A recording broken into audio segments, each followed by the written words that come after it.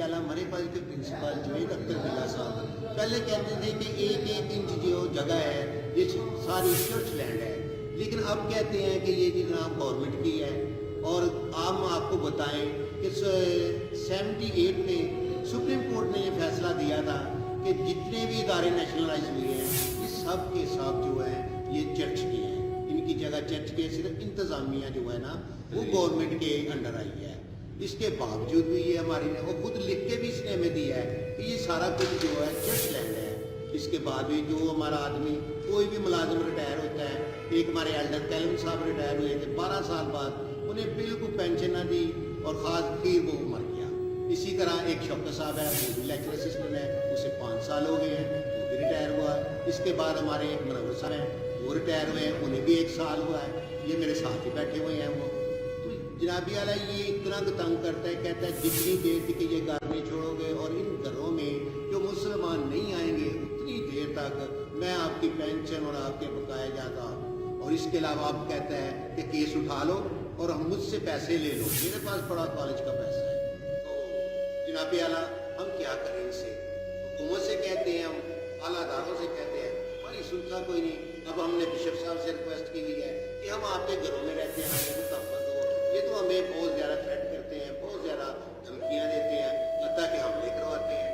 इसलिए हुकूमत से मेरी रिक्वेस्ट है कि हमारी कोई ताकत से कीजिए। जी मैं जनाब आपसे रिक्वेस्ट करना चाह रहा हूँ, और ख़ासकर मैं रिक्वेस्ट करना चाह रहा हूँ हुकूमत से कि हमारे मसाइल का कोई हल निकाले, क्योंकि हम इंतहाई परेशान हैं। और जब से गवर्नमेंट आई है उस वक्त से तो इस प्रिंसिपल ने भी उससे भी ज़्यादा हमें खाना तंग करना शुरू कर दिया है। हत्ता कि हमें तो चर्च जाने के लिए भी इनसे इजाज़त लेना पड़ती है। जनाबी आला हम इधर हमारी पैदाइश भी इन्हीं का घरों में ही है, और आज तक किसी प्रिंसिपल ने इस तरह हमें बिल्कुल मायूस नहीं किया और ना तंग किया और ना पाबंदियाँ लगाई। जनाबी आला हुकूमत से अल्लाह अदारों से मेरी रिक्वेस्ट है कि हम जितने भी ये छोटे छोटे मुलाजिम हैं, मैं हमारे कॉलेज में as a lecture assistant chemistry department में काम करता था। इन्होंने जब से वो स्टे हमने इनके लिया है, उन्हें इनके ऊपर मुकदमा कर दिया और स्टे लिया, और जब से 15 जनवरी से हमें स्टे मिला है उस वक्त से तो इन्होंने हमारा जीना हराम कर दिया है और मुख्तलिफ तरीक़ों से हमें ये थ्रेट करते हैं। कभी हमें कहते हैं ICS के ले लेंगे, कभी कहते हैं हम आपको पुलिस के करा देंगे, कभी कुछ मतलब मुख्तलिफ तरीक़ों से।